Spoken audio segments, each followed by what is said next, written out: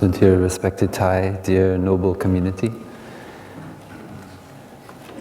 so welcome to our spring retreat in Plum Village. It's the 17th of March in the year 2019, and we're in the still water meditation hall in the upper hamlet of Plum Village, Dhamma Cloud Temple.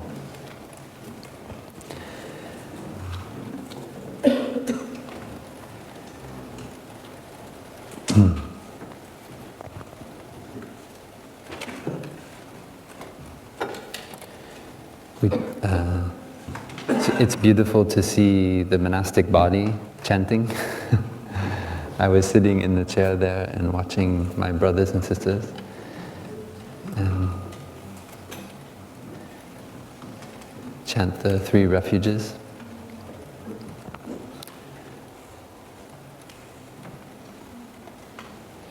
So we chant the line, taking refuge in the Dhamma. I take refuge, or I go for refuge in the Dhamma.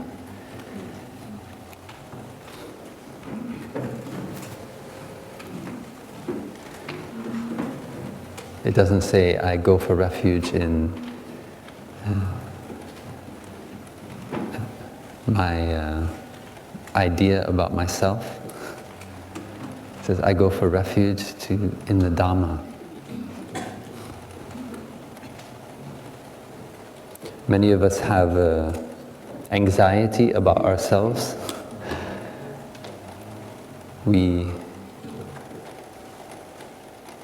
have all kinds of ideas about ourselves, who we are, where we come from, what we're good at, what we're not so good at. And it turns out the insight the Buddha had is that most of these ideas that we have about ourselves make us suffer. They bring about ill-being.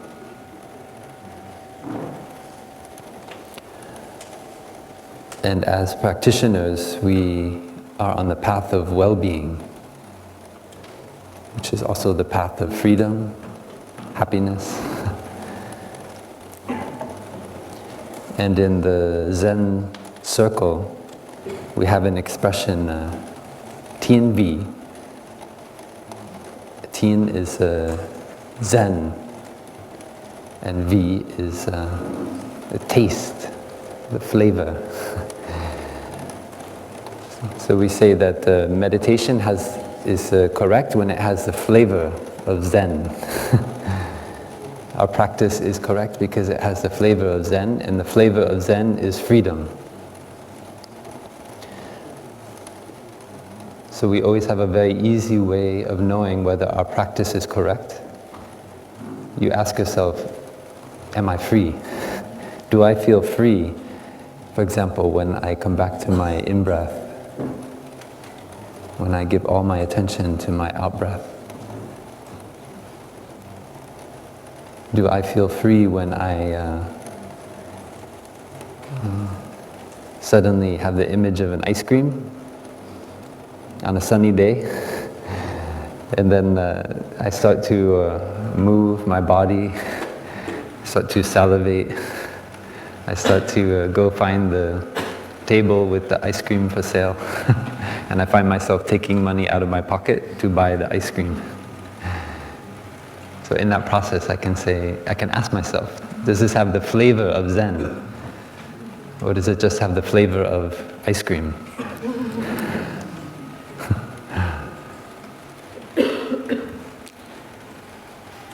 And I find that when I go for refuge in the Dhamma, it has the flavor of freedom.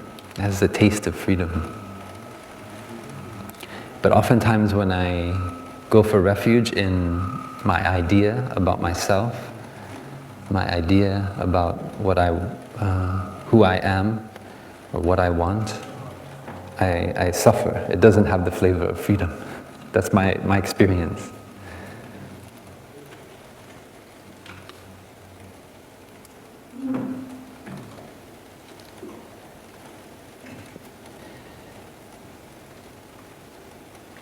So in the practice of taking refuge in the Dhamma, we learn to look at things as they really are.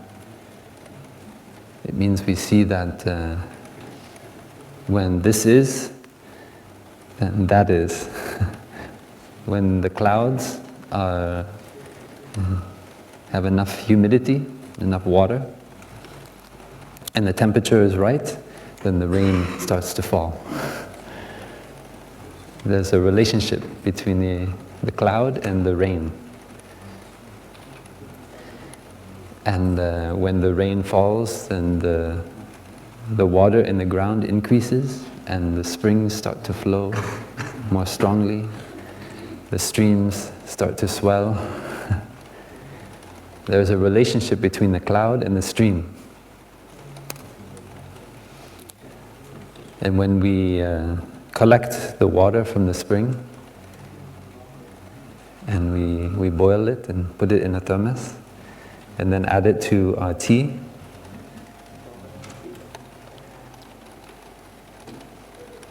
then we see that the cloud is there in the tea, in its new form.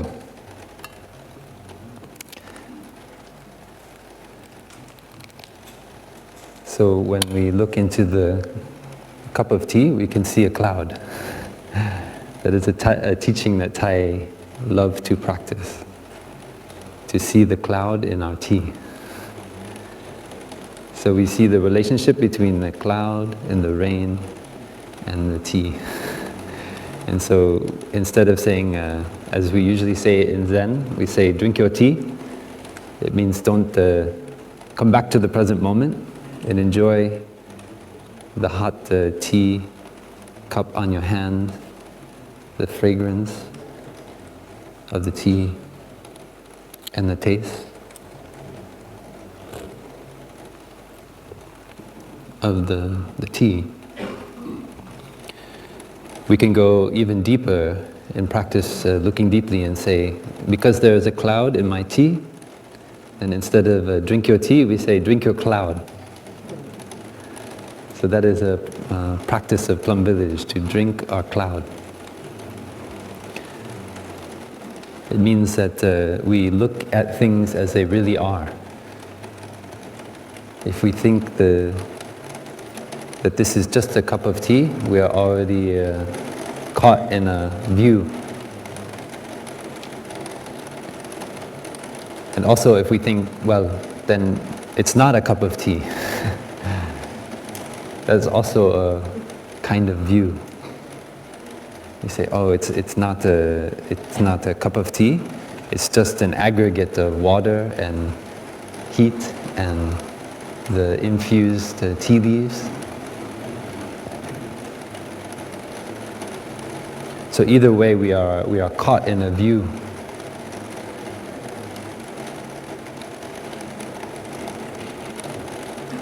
Thai, our teacher,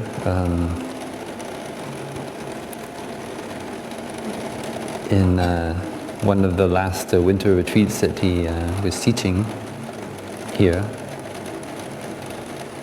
shared about a story of a monk who was sitting and he watched as a person walk by. And then another monk came up to him. This is a Zen story. And he said, did you see a person walk by here? And the monk said, no, I didn't see any person.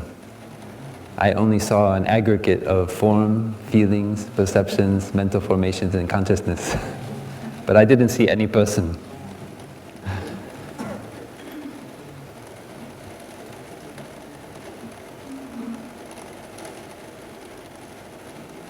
And many very sincere Buddhist practitioners will say, that monk had right view. He's not caught in the idea of a person. He sees as things as they really are. It is only form, feelings, perceptions, mental formation, and consciousness. But this is a little bit confusing. If you are here in Plum Village and you say, did you see Brother Kirtam walk by? And I'm sitting there and I saw Brother Kirtan walk by, but I say, no, I didn't see Brother Kirtan walk by. I only saw an aggregate of form, feelings, perceptions, mental formations, and consciousness. You would think I'm a little bit strange. And you'd wonder, what kind of strange monk is that? And I would sit there thinking, I'm practicing very deeply, non-self.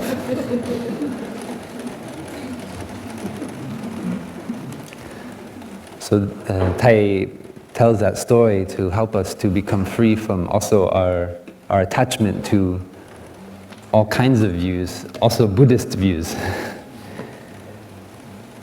Buddha was a very practical teacher. When he saw his attendant, Ananda, he didn't say, dear aggregate of form, feelings, perceptions, mental formations, and consciousness, could you please give me a massage? It's a little bit difficult. He would say, Ananda, would you mind giving me a massage? And yet, I don't think the Buddha was caught in the idea that Ananda was a permanent, separate self.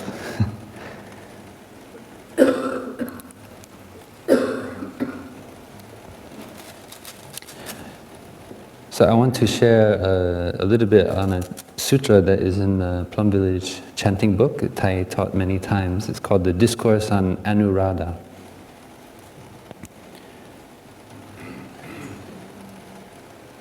So Anuradha was a monk, a Buddhist monk, a student of the Buddha.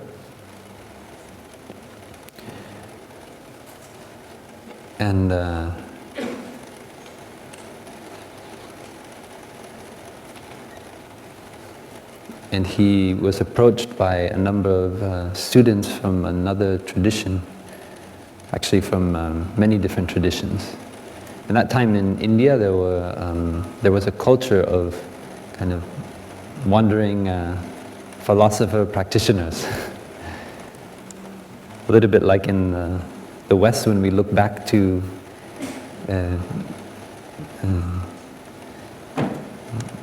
about 500, 600 years before Christ in Greece. We know that there was a culture of teachers who would educate the youth. They often paid for their services they were only beginning having academies, institutes of learning.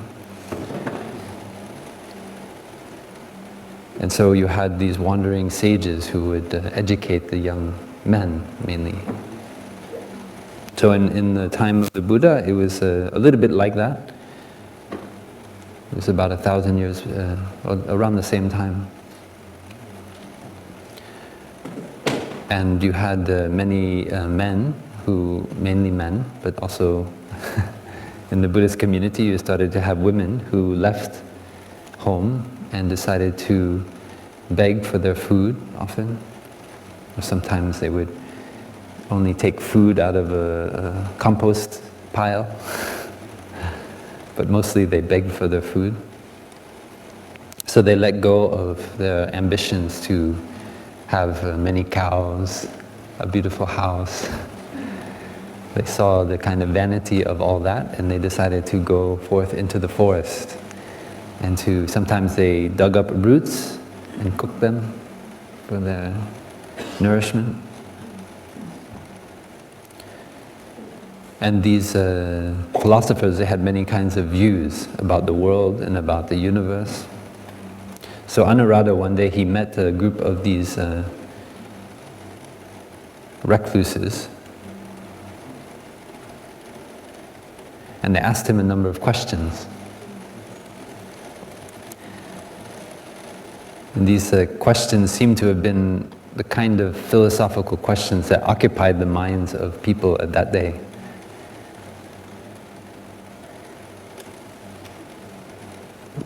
One of the names of the Buddha is Tathagata.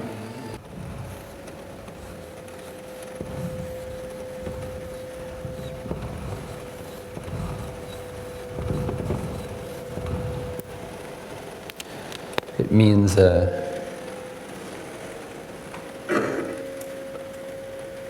Gata is can mean gone, or agata means to come. So it's slightly ambiguous. It could mean, and tata is things as they are, just as it is. Sometimes we say suchness, or such. So sometimes it's translated as the thus come one, or it could be the thus gone one. Thai likes to translate it as, in the phrase, I have arrived, I am home. It means there is neither coming nor going, but we arrive in the present moment, here and now. And so the one who is always in the present moment, that is the Tathagata.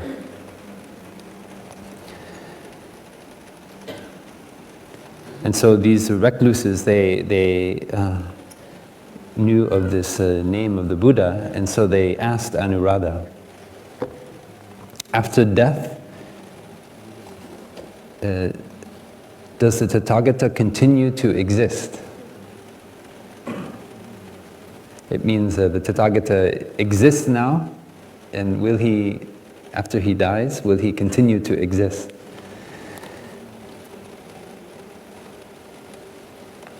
Another question, after death, the Tathagata ceases to exist. So from being, he goes to non-being. Yeah. The third one, don't worry about writing this down, it's okay. After death, the Tathagata both continues and ceases to exist. So if somehow he does not continue to exist, but he also does not cease to exist, but somehow he both continues to exist and also ceases to exist. And the fourth one, after death, the Tathagata neither continues nor ceases to exist. So, the negation of both propositions. So they asked Anuradha, which of these propositions is true? Actually, they want to trap Anuradha in a view. As spiritual practitioners, we have to be very vigilant, just like Anuradha that day. We have the tendency to get caught in our own knowledge. That is a kind of obstacle in the path of practice. And because we are caught in our knowledge and our idea that we are someone who knows the answer, we know what is right, we want to give an answer to any question that is proposed. So we want to choose and then after we give our answer, even if we're not sure if it's right or not, then we like to defend it because we are the one who've given that answer.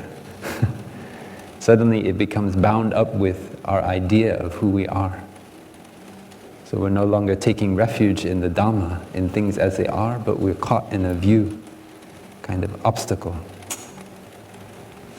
If you've ever been in a Sangha meeting, you recognize this right away. When we sit and we have to make decisions as a Sangha, and then many ideas, many different viewpoints, and it's like we have a buffet in front of us, and you get to decide, do you want tofu or do you want tempeh? But once you take the tempeh, you've committed. You're committed to tempeh. And somehow you have to start defending the benefit of tempeh over tofu. And you start coming up with all kinds of reasons why it's better to eat tempeh than to eat tofu. And very quickly you get in an argument. So the Buddha was very aware of this tendency of our mind to get attached to a view, especially when we start telling other people our view. We have that tendency to grasp onto our view. And so Anuradha, although he had a kind of complex, he felt like, maybe I've never heard the Buddha teach on these teachings. And he was very careful not to misrepresent the Buddha's teaching. And so he answered, friends, the Tathagata has never proposed or spoken about these 4 propositions. He was very honest.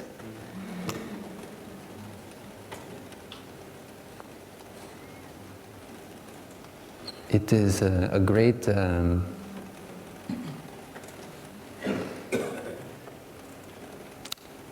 realization when we realize that there are many things we don't know.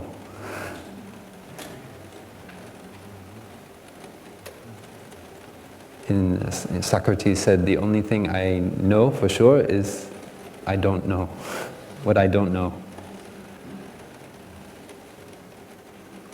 And so he had a kind of insight like the Buddha had, that there are many things we don't need to know in order to progress on the spiritual path. When we look around us, there are those who are very good in speaking. There are those other monastics or lay practitioners who are very good at writing, very good at cooking, very good at mindful walking, very good at music. And if we're not careful, we can get caught and start to compare ourselves and say, why am I not good at speaking? Why am I not so good at writing? Why I have so much trouble cooking tasty food for the Sangha? Why can I not sing a song?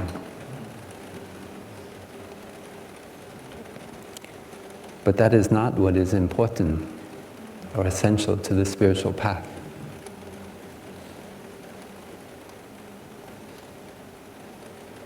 So if Anuradha was caught in his wanting to show his knowledge about the Buddha's teaching, he may have chosen one of those propositions, kind of weakness, and started to defend it and say that it is correct, this is the Buddha's teaching. And that happened to many monks, even when they studied for a long time with the Buddha. Even the Buddha is right there, you can go and ask him a question yourself, but they still insisted that their view was correct. So Anuradha was not afraid to say, I don't know. I don't know. And the other recluses said, it is possible that this monk has just been ordained, or if he was ordained some time ago, he must be of slow wit. Slow wits. Not satisfied with the Venerable Anuradha's answer, they left him, thinking that he was either newly ordained or of little intelligence.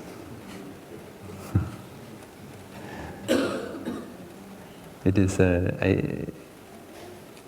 as spiritual practitioners, Thai teaches us to learn the practice of humility. We don't need to be right in every situation. What is most important is that we see things as they really are. So if we're not clear, we can say, I don't know. It's okay. And then we don't get caught in this pride of defending our views. So even these monks left with this wrong perception is okay. Anuradha is okay. But he still had a question. He thought, did I represent the Buddha's teaching accurately? He was not sure. So he thought, if recluses continue to ask me these questions, how should I answer so as to speak the truth and not misrepresent the teachings of the Buddha? How should I answer so as to be in harmony with the right Dharma and not to be criticized by the adherents of the Buddha's path? Then Anuradha went to where the Buddha was staying, bowed to the Buddha, spoke words of greeting, and then told the Buddha what had happened.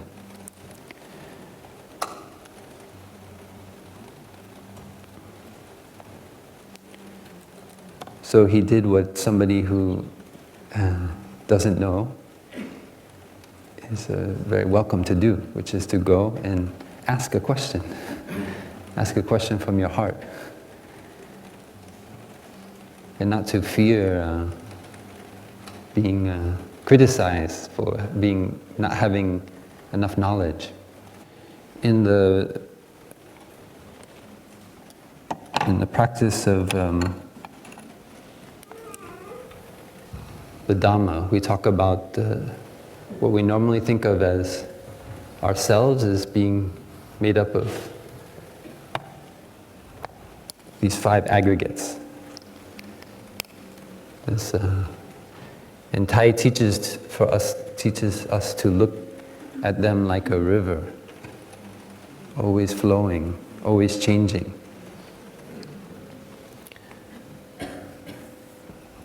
Body,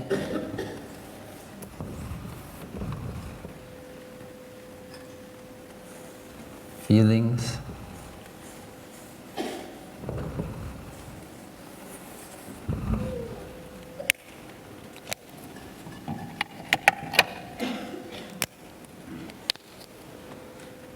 perceptions,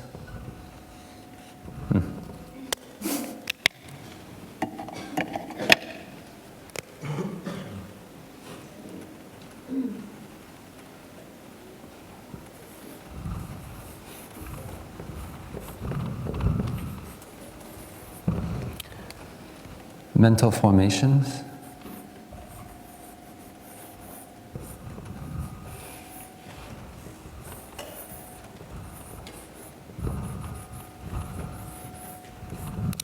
not having much luck today with markers. Mental formations and consciousness.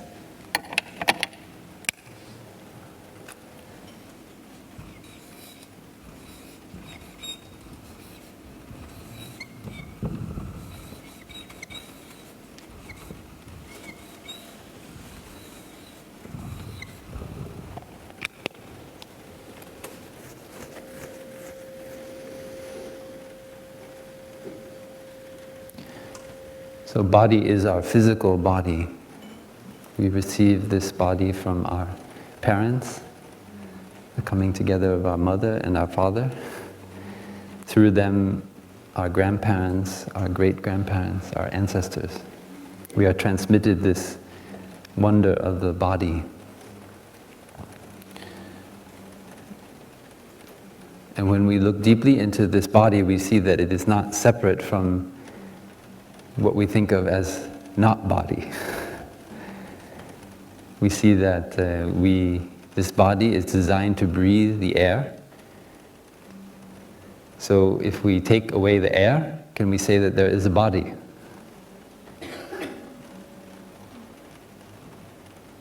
Can the body continue to survive without air?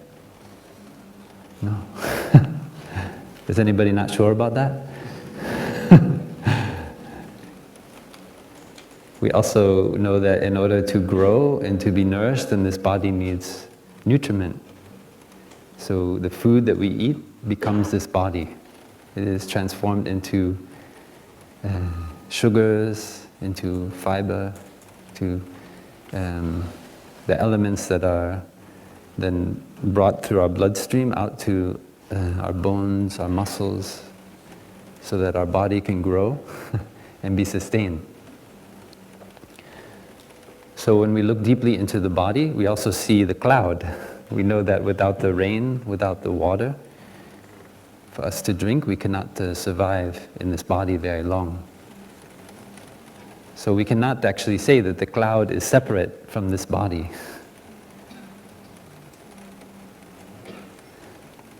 So we don't need to be confused about the body and say that it is this is the body and that is not the body. But actually we look deeply and see that the environment is also our body.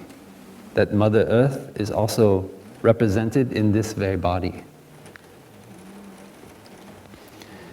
And if we use the metaphor of a river,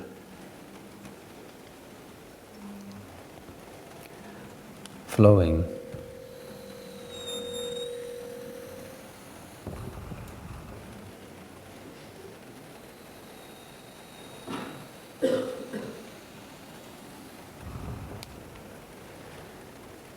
we can think of the water in the river as the body. When you see the Mississippi River, has anyone ever been to the Mississippi River? Have you ever seen it in the US? I think it's the largest river I've ever stood next to. It's a very powerful flow. We have a center now in northern Mississippi, Magnolia Grove Monastery. Very lovely, very quiet, peaceful place to practice. And very close to that center, there's the Mississippi River. And so many times we had a chance to just walk along the banks of the Mississippi. And if I take a jar and I put it in the Mississippi River and I hold it up, is the Mississippi River in the jar?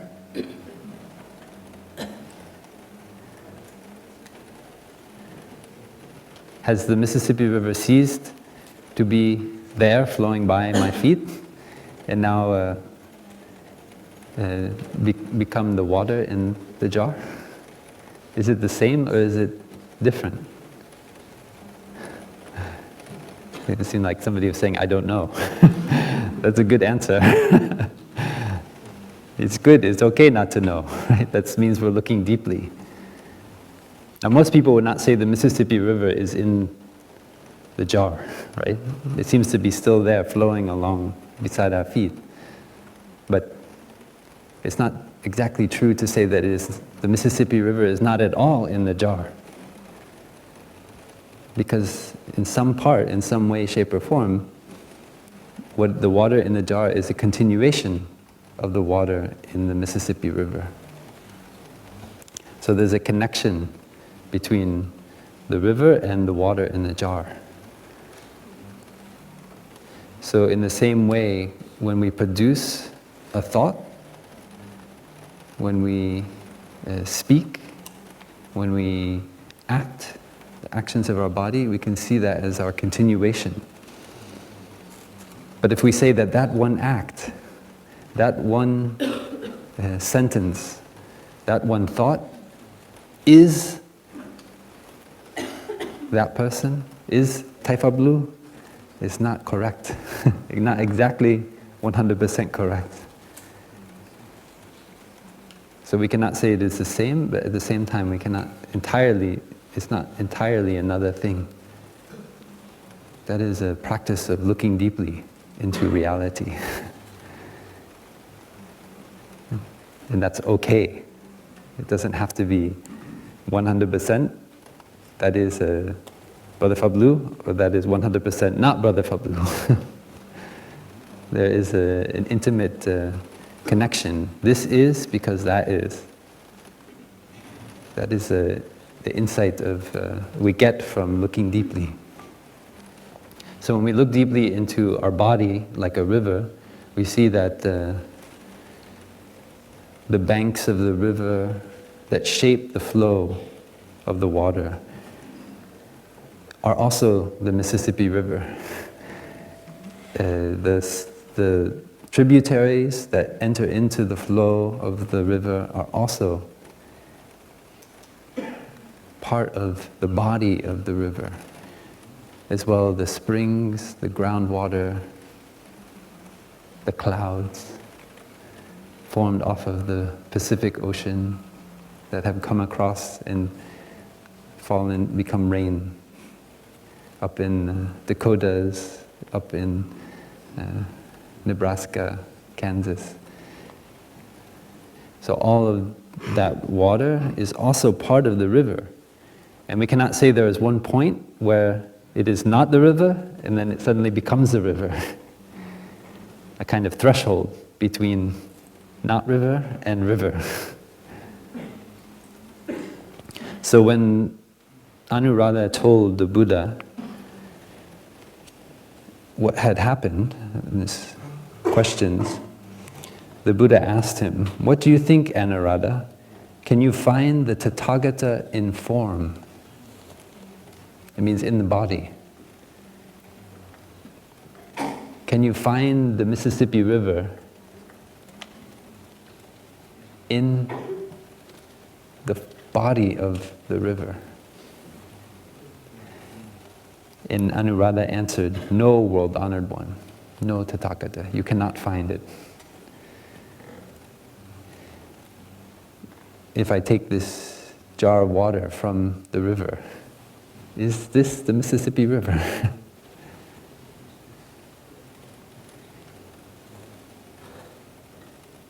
Can you find it in there? Can you jump into the river and swim and find the river? Somewhere there, separate, like the essence of the river. Maybe the Deva, kind of a god, the river god. The essence of the river, somewhere in there. Even you swim and you dive to the very bottom of the river. Is there anywhere you can find the river? That you can say, this is river and that is not river. This is the teaching the Buddha is offering to Anuradha. Our mind tends to discriminate, to cut between, to make a threshold between what is and what is not. But when we look at the Mississippi River, we cannot say that the banks of the river are entirely separate from the river itself. If it were not for the earth that guides the flow of the water, the form of what we call the Mississippi River could not be. So we can say the banks of the river are also the river.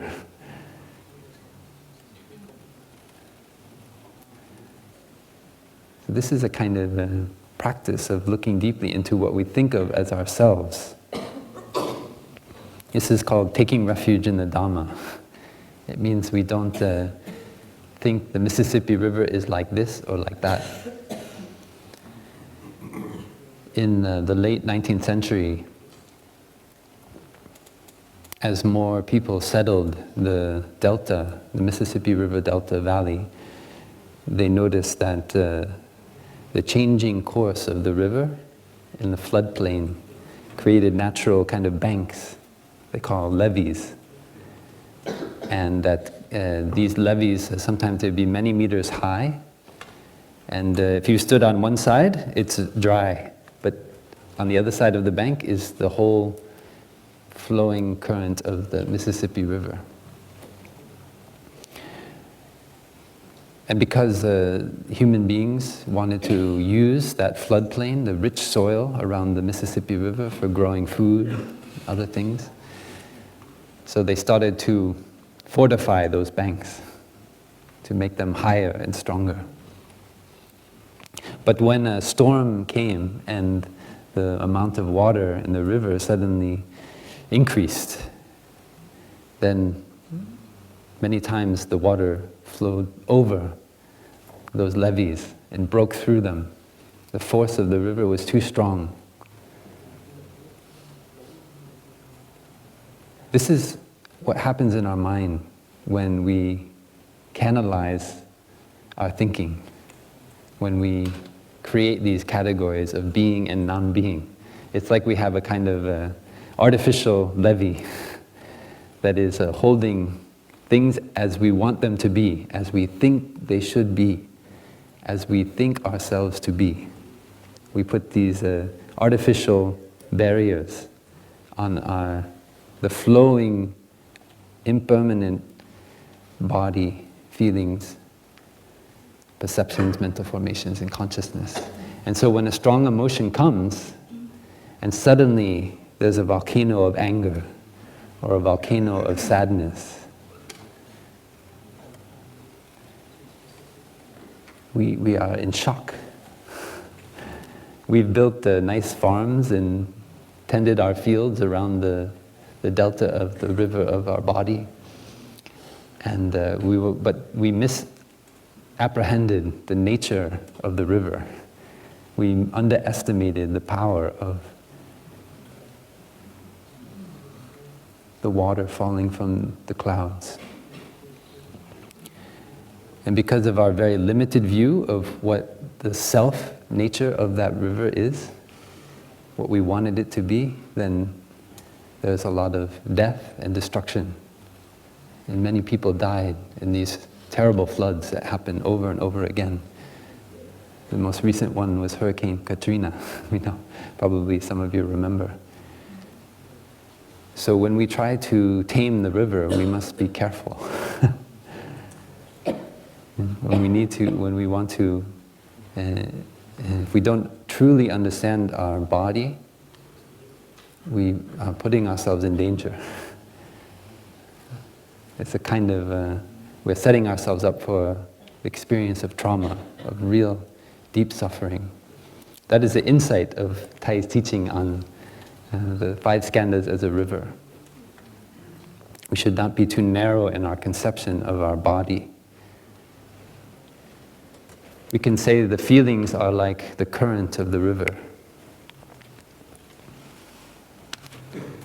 Sometimes it is gentle. Maybe sometimes there is a drought and the current is almost imperceptible. The level of the river goes down.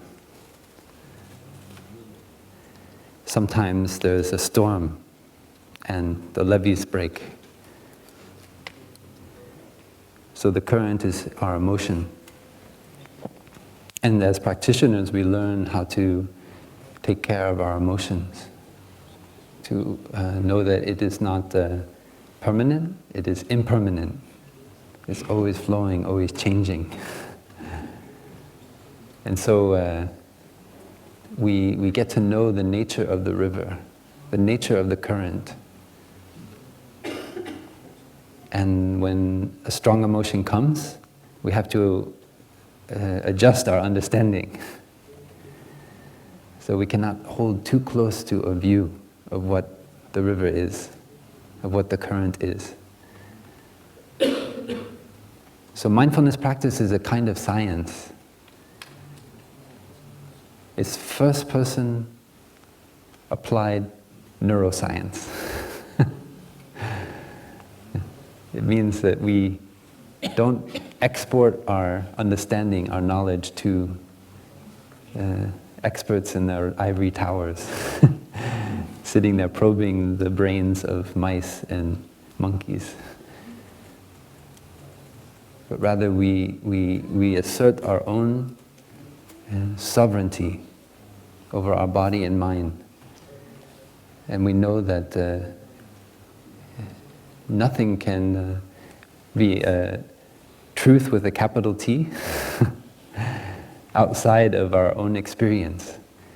There is a kind of lion's roar in the 14 mindfulness trainings, in the 5 mindfulness trainings. Truth is found in life. Truth is found in life. That is a kind of lion's roar of Plum Village in Thay's teaching. We do not accept that our habit energy as a human culture to export our authority to something outside of ourselves. In Europe, we had the habit energy of exporting our spiritual life to the Catholic Church. So we cannot pretend to know what is going on in our own mind and body. We need to have some other authority that will tell us what that is, even with very good intention. And then there was a young German monk, Benedictine monk, who started printing the Bible in the German language. And it set off a series of, then the levee started to break. that canalization of our faith, our belief, started to break. And people started to read the Bible on their own and started to form their own understanding of what was written there. And because the levee had been built up very high, when it broke, there was a lot of devastation and destruction, a lot of misunderstanding, a lot of pain. It's because we export our freedom to somebody else. In Bolivia, they grow for many hundreds of years a plant called quinoa. Maybe you know it? Very popular with vegetarians. You can get a lot of protein from quinoa. And it's also very light when you eat it. It's not so heavy. And it has been a kind of cherished crop there for many, many generations. Even it became a form of currency, I believe, in the Incan Empire. And I learned recently that many poor people in Bolivia, they can no longer afford to eat quinoa. Quinoa is native to their land. But because we enjoy eating quinoa, many people in Bolivia no longer have the means to be able to eat the quinoa that they themselves grow. This is the legacy of Western European colonialism, or we might call it by another name. But we have learned to export this culture of ceding our sovereignty to somebody outside ourselves. This kind of habit energy in the human culture. And if we are not careful, we are no longer we're no longer in a sustainable situation. We're no longer with sovereignty over our own mind and body. We export our freedom, and we no longer can afford to be free ourselves. So this is a very powerful teaching of the Buddha. This is why when he taught, he said it is for the wealth of the many, for the benefit of the many. Even then he had the insight that people were exporting their freedom to an outside spiritual authority. Today we are as a society, because of our habit energy, we attribute that authority to experts in science, and if we're not careful, we will end up in the same trap. And that happened many times already when we trust in science too much.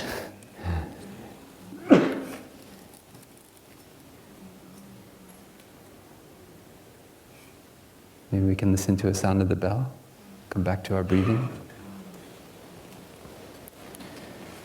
and establish our breath as an authority of the state of our mind. I tend to my breathing 100%.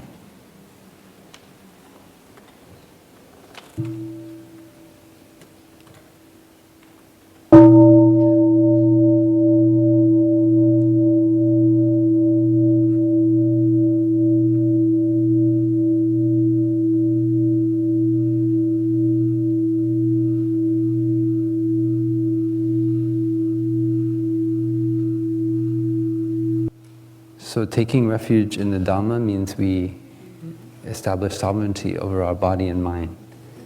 And right away we get the taste of freedom, the taste of Zen. Maybe that taste is only very brief, but I cannot tell you what it is. You've had the experience of it. Tai often said it's like I could sit here and describe to you what it tastes like to eat a mango.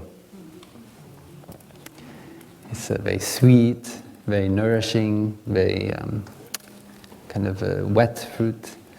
It has a very fragrant smell, but that doesn't even come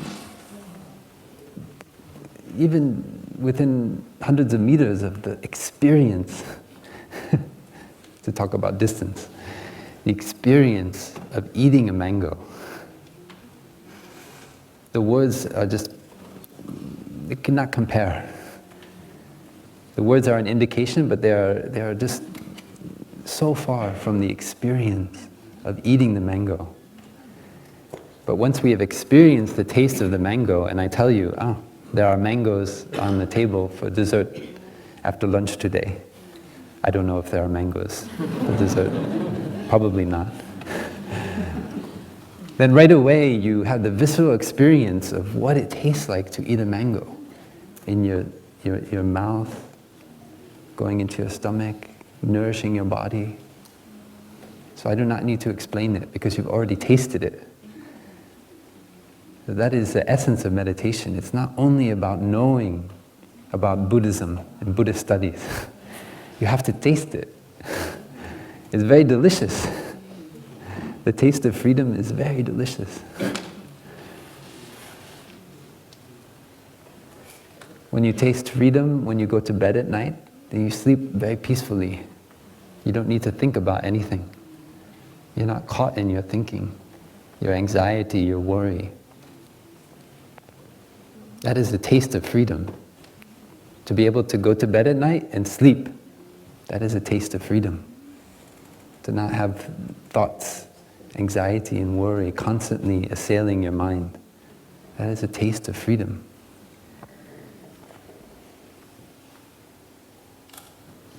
So please, I invite you to taste freedom while you are here in Plum Village. You're not here to go away with a bunch of knowledge. This is all just a metaphor to help you to come back and see the river of your body directly, to see the river of your feelings, the current of your emotions, to see the nature of your own mind, to not continue to this habit energy of exporting your freedom. So you cannot eat the quinoa for dinner. You want to eat freedom for dinner. And that's possible. It's really possible. But only you can do it. We only create conditions here in Plum Village for you to do it. We cannot force you to do it. And just because we are wearing the robe of a monk doesn't mean we are free. Maybe we've tasted freedom, but even as a monk we can get very lazy.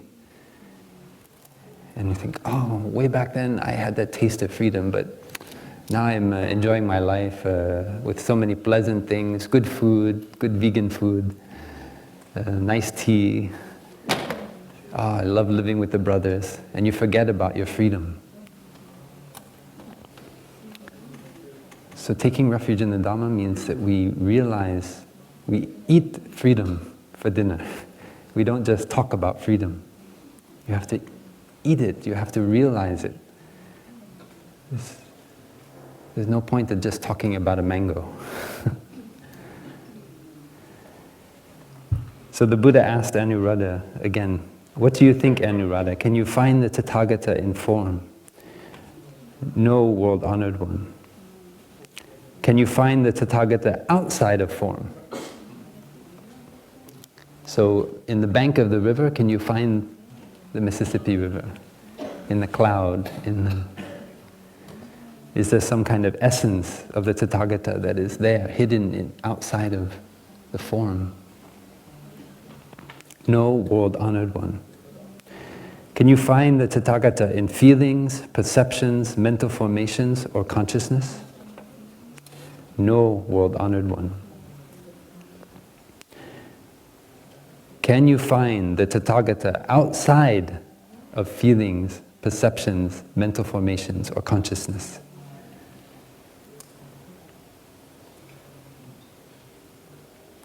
So if the Tathagata is not somewhere there in form, feelings, perceptions, mental formations, and consciousness, is it somehow somewhere else? It's our searching mind. As human beings, we started to walk upright, and on the savannah as the climate changed a few million years ago.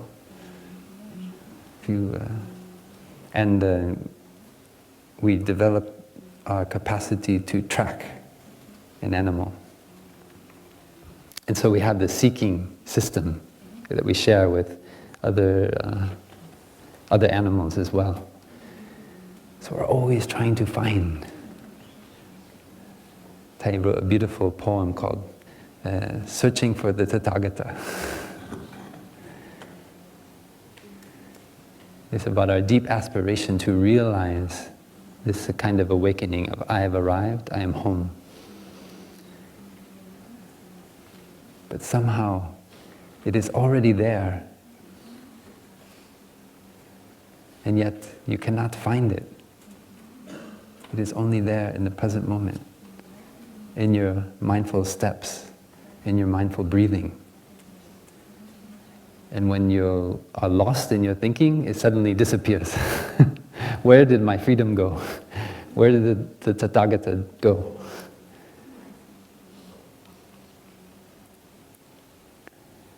Can you find the Tathagata outside of feelings, perceptions, mental formations, or consciousness? No, world-honored one. Well then, Anuradha, do you think that the Tathagata transcends form, feelings, perceptions, mental formations, and consciousness? No, world-honored one.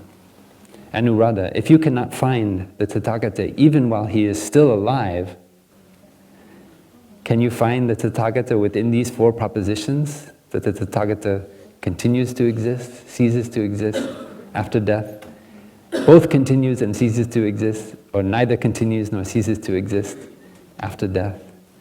And Anuradha said, no, world-honored one. Quite so, Anuradha. The Tathagata has only spoken and taught in relation to one thing, suffering and the end of suffering. Suffering and the end of suffering, the noble truth. You can listen to another sound of the bell. Just come back to our body and see if there's any unpleasant sensation. Maybe your knees are sore from sitting. Maybe you have a slight headache. Some tension in your shoulders. You just bring your attention to that feeling and allow it to be embraced, to have a bath of mindfulness.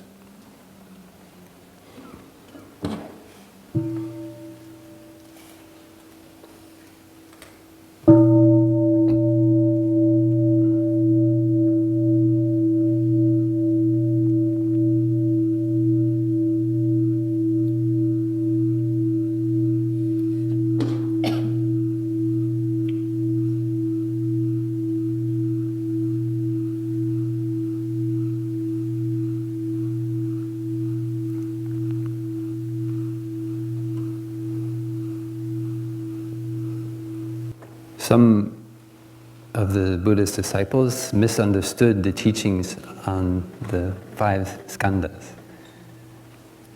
these 5 aggregates, and they thought that in order to be free, they need to destroy the 5 skandhas. It means they actually committed suicide.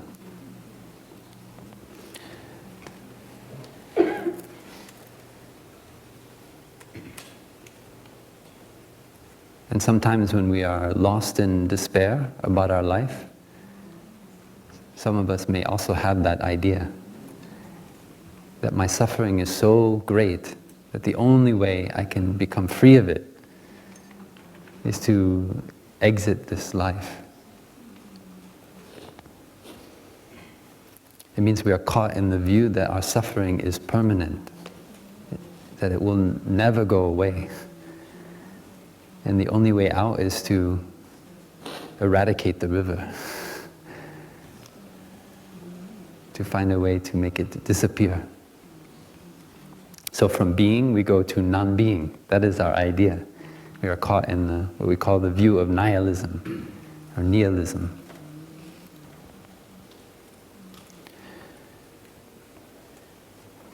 And so, getting caught in a view is a matter of life and death.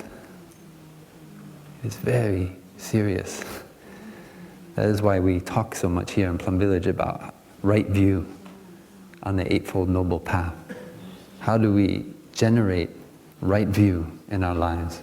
Because it is a matter of life and death.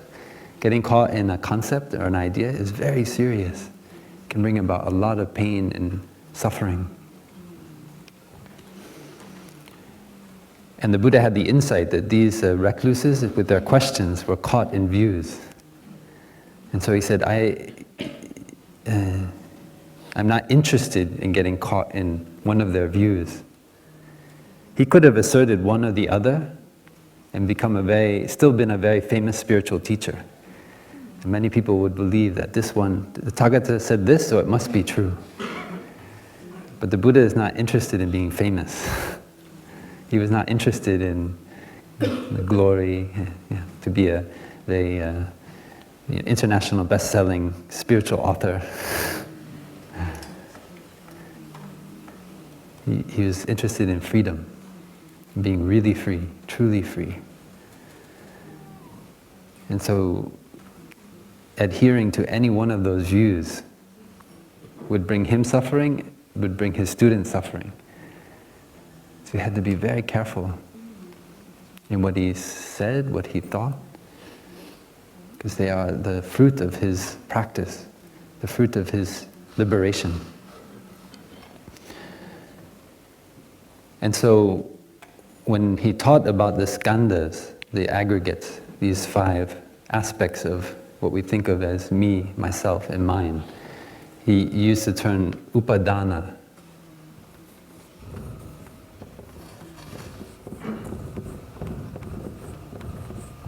Upadana skandha.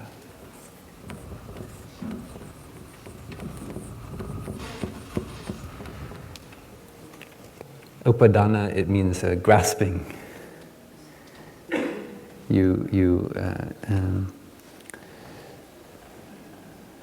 It's also is used as a word for fuel. For example, firewood is the fuel for a fire. The fire cannot burn without the wood in good condition, and it's like the flames are that manifest, that we observe from the fire, they're grasping at the fuel. So that is the image, upadana, skandha. We grasp onto our body. This is me, this is mine, this is myself. And so the flame of our affliction continues to burn. These feelings are me, mine, myself. This despair is me, mine, myself.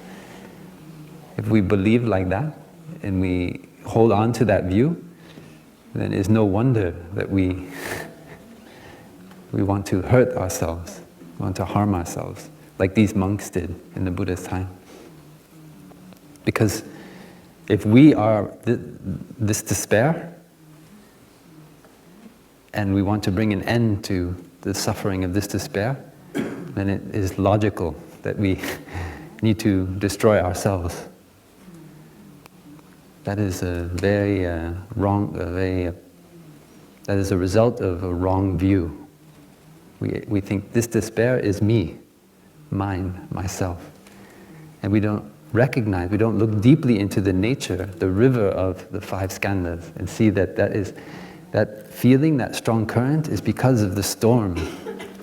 It is nourished by the clouds, by the climate change, that has dumped this hurricane into the headwaters of the river, so that it floods down and breaks the levee, breaks over the floodplain of our carefully cultivated garden of a spiritual practitioner. When that flood of emotion comes, we feel lost. We say, where did my practice go? I came to Plum Village so I could be happy and suffer less. Why do I suffer more when I come to here? Maybe you haven't been looking at your suffering. Maybe it has been there, and when you sit here, you breathe, you relax your body, your mind, and suddenly the storm that has been building up for many months, many years, it starts to come out. But because we are in the community of practitioners and we're able to borrow the energy of mindfulness from the friends at our side, it might be too much for us to hold, but we can sit there and hold the hand of our brother or our sister, and they can help us, they can breathe with us. Many parents in our children's program are trained to, even if the child cannot breathe, has not learned yet to breathe mindfully, but rather just to sit and hold the hand of their child and breathe for them. When they get angry, most parents, they want to, when a child is upset or angry, they just want to give them what they want. They just want to try to change get rid of the storm, make it go away. But then the child doesn't know how to take care of their emotions when the storm does come. And there's no parent there to buy them what they want, to go on the vacation that they want to go on, or whatever. It's like the old phrase, like, you give a man a fish and he has a meal, but teach him how to fish and he can nourish himself. He's something to eat for the rest of his life. So that's very true as a spiritual practitioner as well.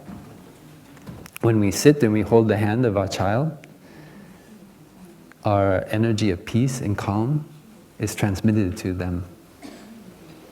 We calm our body and mind, and they are affected by that energy. It becomes a collective energy of mindfulness. And so even they don't have the practice, but they can learn how to calm the anger. So in the same way, when you come here and you have feelings of sadness and despair, of anger coming up, see it as a wonderful gift. It's a gift that you have that fear, that sadness, that anger, and you're here in Plum Village because you have many friends and you can borrow the energy of mindfulness to embrace that emotion,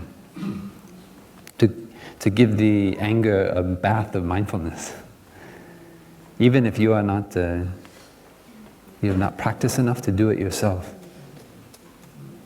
That is the beauty of practicing in community. So please don't think, I need to go to Plum Village because I need joy and happiness.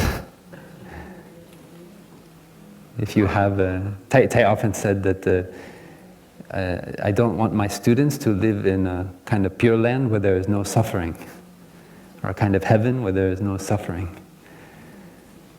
And that is because it is through suffering, through understanding suffering, and the cause of suffering, and how to stop nourishing the suffering, so that we can generate happiness, real, true, lasting happiness. That is why we are here. And so if there is no suffering here in Plum Village, if everything is just perfectly comfortable, perfectly as we like it, then beware when you go back out. You'll become addicted to Plum Village. We'll be fostering a kind of addiction. I can only be happy here in Plum Village. I cannot be happy anywhere else. And that is not the practice of true freedom. So we need to look into our feelings and see what we grasp onto that feeling and see it as something permanent and unchanging. That means we're not looking deeply enough. We would not mistake the flow of the river, the ever-changing nature of the river, but somehow in our own body and feelings, we make that mistake every day, over and over. We think that I am sad, I am angry, I am this, I am that. And we don't just see that because of this, sadness manifests. Because I think these thoughts, because I say these things, maybe hurtful things to my beloved one, that is why this sadness has become nourished, has grown so big, so that it invades and overwhelms my mind. That is the insight of the skandhas. It's not so what we're practicing to do is to let go of our grip, to stop grasping. Just like when you put your hand in the river and you try to grasp onto it, the water just passes through your fingers. You somehow can't hold on to the river, no matter how hard you try. So our emotions, our feelings are the same. If we don't understand what is nourishing, the nutriment that gives the flow of the water its energy, its force, then we can't expect to know how to calm our emotion just by grasping or trying to manipulate the river, build a levee to change the flow. Eventually it will break, and then because we don't understand the nutriment, then we won't know what to do, and we will suffer. We could say our perceptions are like the sediment that is carried in the river. So if we look on the side of the river, from the side view, there's all this particles. Also, we might see some driftwood that is being carried by the river. Also, all kinds of animals, fish, growing in the river. Some maybe crayfish, worms. These are like our perceptions. They are there, like our way of. They're like coloring the river. Last spring we did a hiking retreat in the United States, and at the end we walked along the Potomac River to Washington, D.C. And the week before there was a big storm, massive amounts of water in West Virginia. And so all that water, by the time we arrived to the river, we saw that it had overflown its overflown its banks, and the river was very, very dark brown. So when we have a strong current, strong emotion, then all these perceptions are stirred up, all this mud, and we continue to think, feed our anger, feed our jealousy. We think this about that person. Oh, why did she say that? Why did she do that?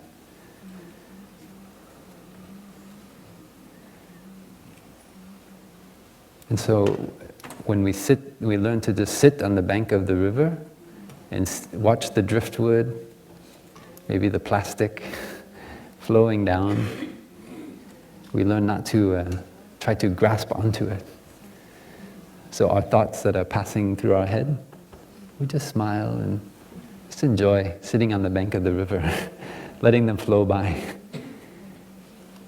Not thinking that this plastic, this trunk floating in the river is me, mine, or myself. So my perceptions are not me, mine, or myself. You cannot find the Tathagata in these perceptions.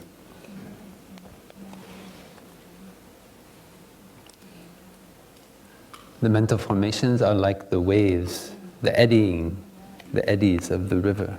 It means the dynamics, the flow. When there's a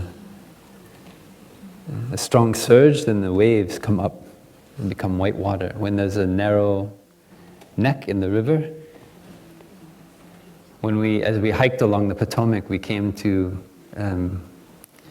these great falls that are just west of Washington, D.C., and there's a fast drop in the river and many boulders. And because the power of the water was such, you saw all of these characteristics. It's just fascinating to look at the fast white water of the Potomac flowing down. That is like our mental formations.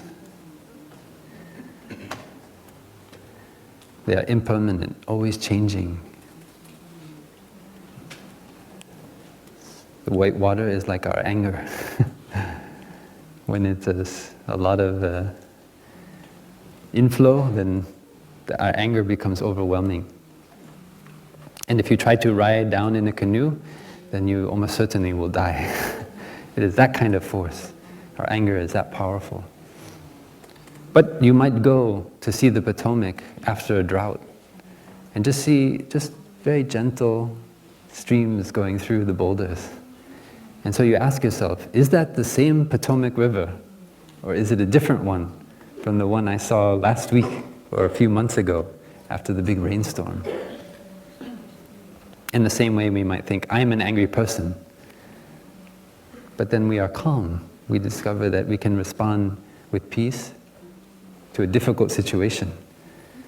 So are you then the same person as that angry person 1 month ago or yesterday?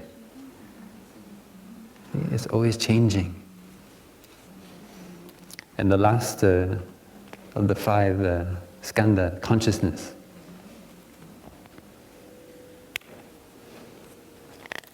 We can look at it as a kind of the threshold.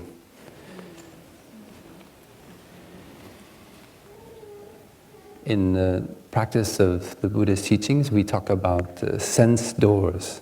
So our eye, when it comes in contact with forms, eye consciousness arises. When our ear comes in contact with sound, then sound consciousness arises. So without the contact between eye and the form, then there is no consciousness. Eye consciousness doesn't arise. So we see the senses are also conditional. So when we look at the river, we see that each bend of the river causes a response.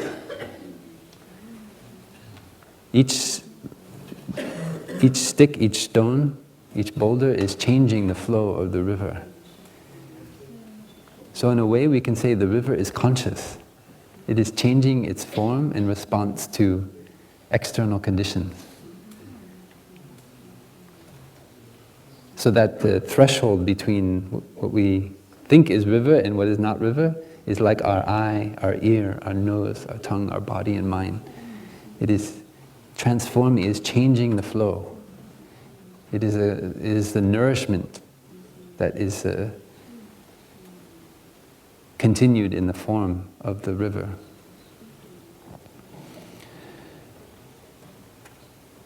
So in our practice of seeing the 5 skandhas as a river, we have to look at what is nourishing the river, what is coming into the sense doors of the river of our mind, through our eye, our ear, our nose, eye, ear, nose, tongue, body and mind. Even our thinking is a kind of nourishment. And we see, just like the river, there are headwaters. There are reasons why the river has that form. And then we're not confused anymore about the nature of the river. We're not confused about our strong emotion. Because we see that because I saw that violent movie, that is why it triggers those feelings of aggression. Because I heard that conversation, then I start to have also those perceptions about that person. And I no longer look at them as a wonder, as something to be discovered, and not to be put in a box. But I only see them in that very limited form of my concept, of my view. And so when we learn how to let go of the 5 skandhas, not to keep grasping onto them by just being aware of our step, being aware of our breathing, not by stopping our thinking, and directly experiencing life in the here and the now, in our body, in our feelings, in our perceptions, in our mental formations and consciousness, then that has a taste of freedom. We're not grasping on this body and mind as me, myself, mine anymore. And we can walk as a free person on the earth. That is the miracle of mindfulness. We stop grasping. We stop being the flames attached to the fuel of our afflictions. So as we continue on this day of mindfulness together, I invite you to walk as a free person, to taste freedom with your step, with your breath, along with your body, your feelings, the river of your perceptions, mental formations, and consciousness. And see if you can taste the mango. Don't just listen to what I say. Try to taste it. Try it 100%. You don't know if you'll ever be back here in Plum Village and have these kind of good conditions for you to practice. So make good use of the present moment. I wish you good practice and a lot of freedom and joy, and maybe also looking deeply into some suffering while you're here in this week in Plum Village. Thank you.